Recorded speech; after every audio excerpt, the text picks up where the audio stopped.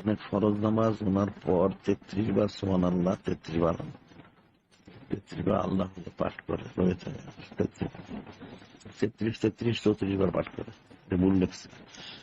এটা সম্মানিত সুন্নত মরক কিনা? না, এটা সুন্নত মরক ঠিক আছে, এটা সবসময় সবার জন্য না।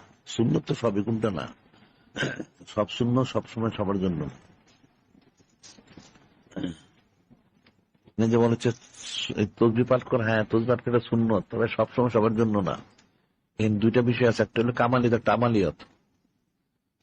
কামালিয়ত আর আমালিয়ত হচ্ছে, আমালিয়ত হচ্ছে অনেক, যেমন সূরা ইয়াসিন শরীফ পাঠ করলে, সূরা মুলক শরীফ পাঠ করলে, অমুক সূরা পাঠ করলে এইটা হয় সেটা, অনেক কিছু, কবর আযাব মাফ হয়, রিজিকে বরকত হয়, অনেক কিছু।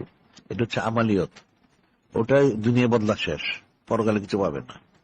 আর কামালিয়ত হচ্ছে মোহাব্বত, মারিফত, নিসবত, কুরবত, রাজামন্দি সুন্নাহ হাসিল করতে পারলে ওটা পরকালে থাকবে। সুবহানাল্লাহ।